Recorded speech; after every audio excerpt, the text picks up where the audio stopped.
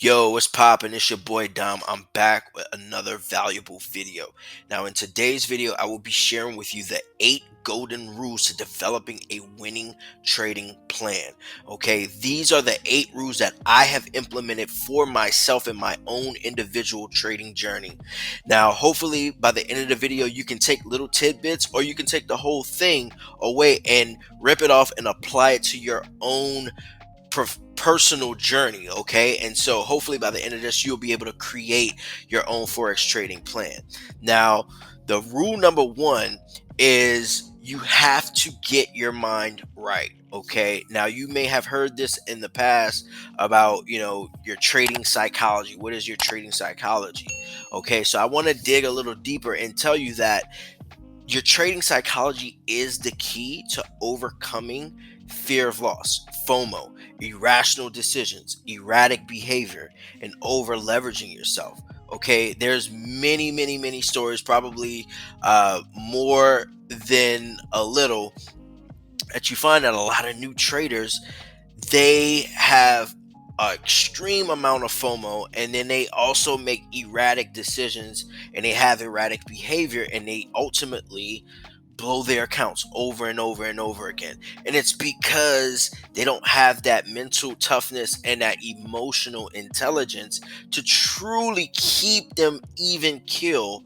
And that's the biggest thing. And you have to know yourself fully. You have to know thyself, your personality and your emotional tendencies, knowing who you are, knowing if I am, a person who has road rage, right? I'm just using this as an example. If I have road rage and I'm on the highway, I'm the guy that, flips you off, cusses you out, because I'm not happy with the situation on the road, right? I'm going to take that same energy into my charts if I don't have it in check. If I don't understand myself to the point where I know that I get a little, I have a little erratic behavior.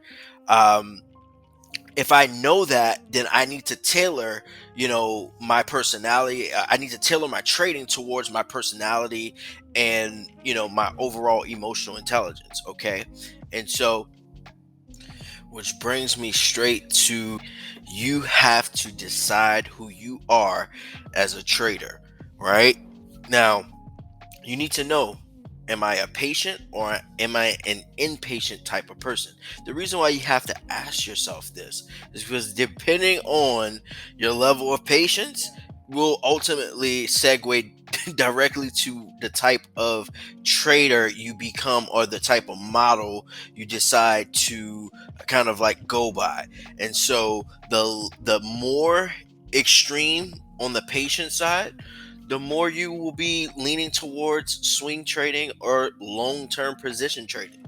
And the more extreme you are on the totem pole of being impatient, you will find yourself to your lack of patience sticking more to the scalper, intraday trader, or just a day trader, right? Someone who holds a trade from anywhere from 5 minutes up to maybe 5 hours.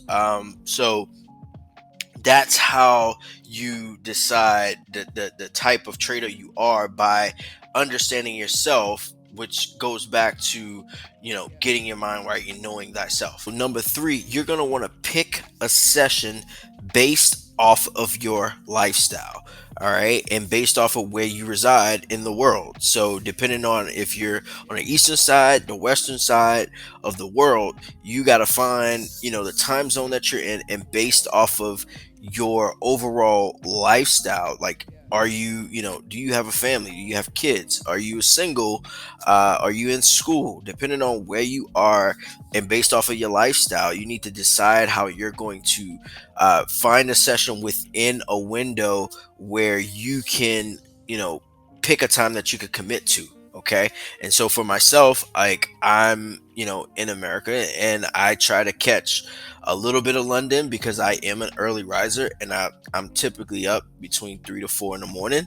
So I can catch that London, and then I can get that overlap going into the New York session. So I kind of get best of both worlds, just by that. But I am an early riser. So if you're not, goes back to having your personality in check. It's if you know that you're not an early riser, or or whatnot, why try to trade that that overlap, right? That pre New York session that I typically tend to trade to.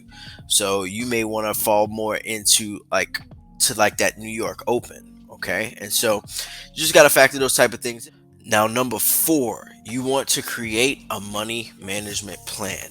Okay, based off of your starting equity, you have to decide the amount that you're willing to risk, and you are emotionally comfortable with losing every single time you take a trade. Okay, so you want to choose a plan you can easily be disciplined in into maintaining. Okay, I recommend you judge your experience level and your track record to tell you, more so where you can be, whether should you be a conservative trader or an aggressive trader, right? Or you can be kind of moderately, like kind of like a hybrid. Like sometimes, I'm a little bit more I'm more primarily conservative, but at times I can display aggressiveness in my money management plan. So that's something that you're going to have to come up with based off of your experience level and your track record.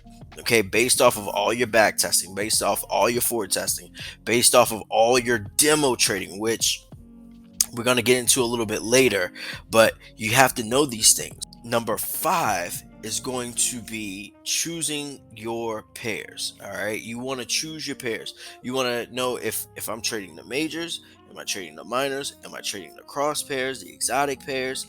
Make a decision based off of the session you choose, where you can find volatility at the times that you will be trading. So if you know that you're going to be a New York session trader, I'm going to potentially be looking to trade the majors that are paired with the US dollar, right?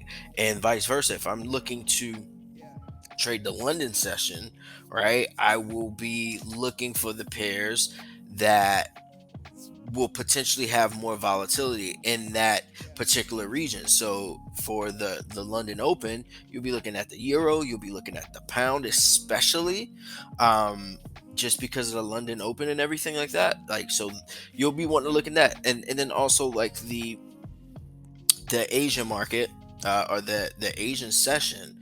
You could be looking to trade yen pairs. So think of it in terms of that. I'll let you divulge into that on your own time, but you want to choose a pair. I recommend sticking to 1 to 2 pairs if you're brand new. I mean, if you're more experienced, you can, obviously add to your repertoire. But if you're brand new to trading, I definitely recommend really one.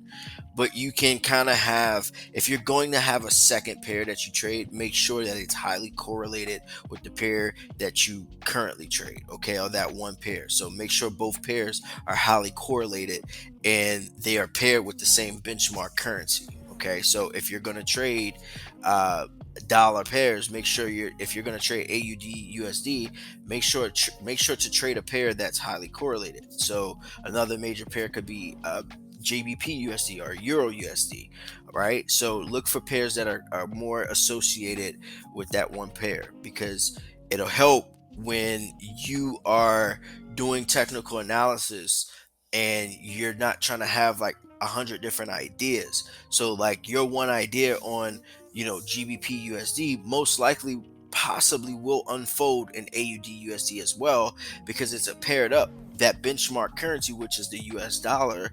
So if the dollar is weak and both currencies are strong, you can essentially look to go long on that particular in that particular moment or session or whatever or whatnot.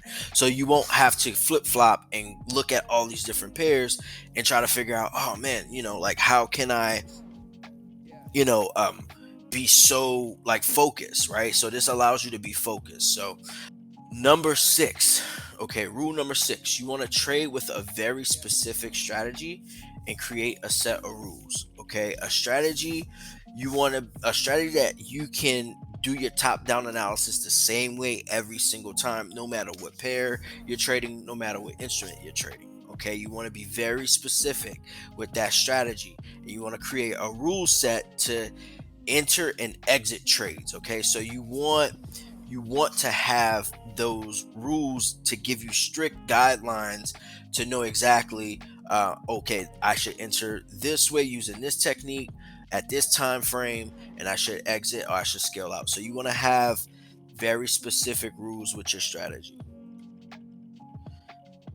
Now, rule number 7, you want to trade your demo account.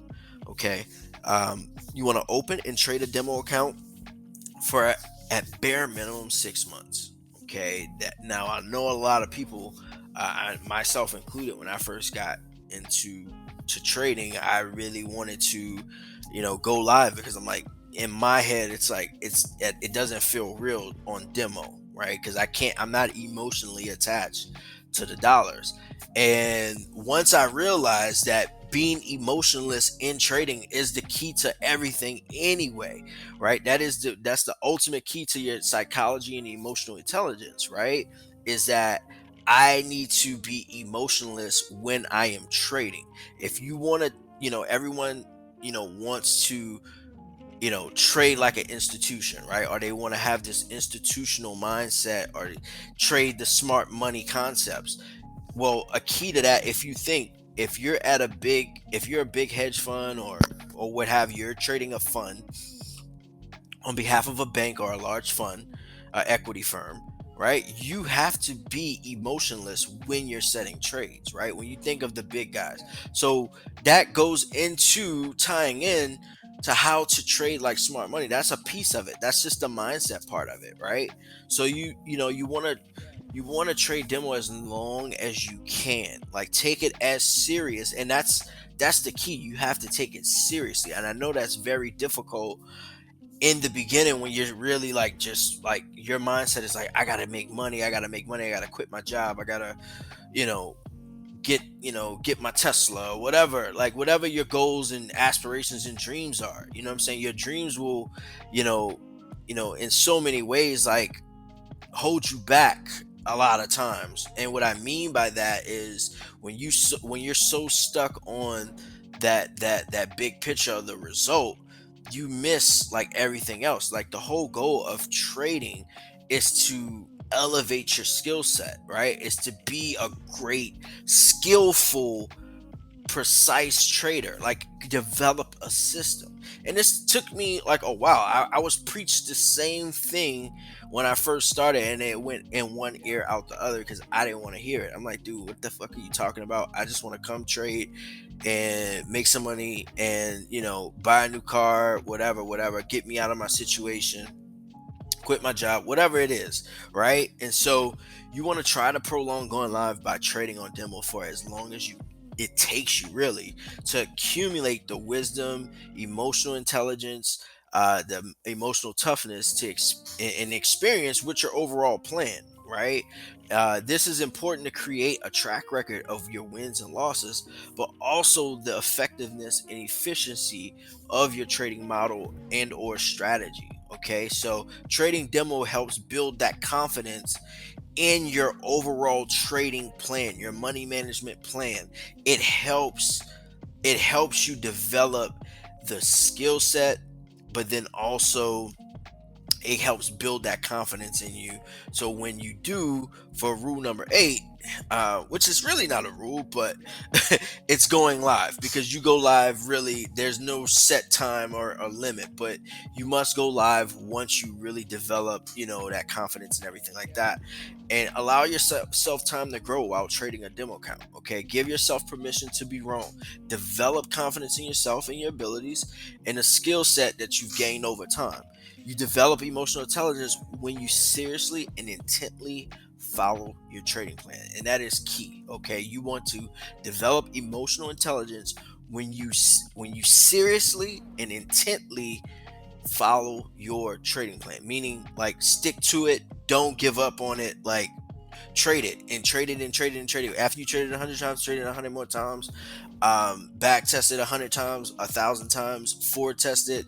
Like, all of this goes into it. And so that's why that chunk of 6 months bare minimum, you're gonna like I encourage you to trade as much as you can within those 6 months. Volume, like repetition, repetition, repetition.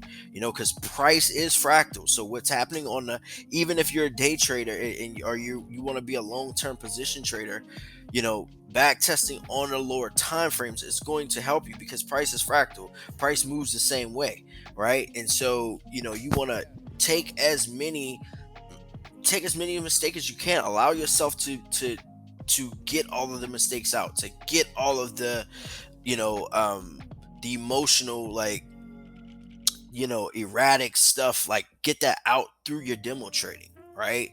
And then you can, once you're ready, and this is, everybody's ready at a different time. It may take one trader, 3 6 months. It may take someone else, a year, 18 months, like 4 years. There's traders that's been trying to get it together for 4 years, right? So, like, think of the journey, right? You got to fall in love with the journey, and go live when you're ready and you're willing to accept all the risks.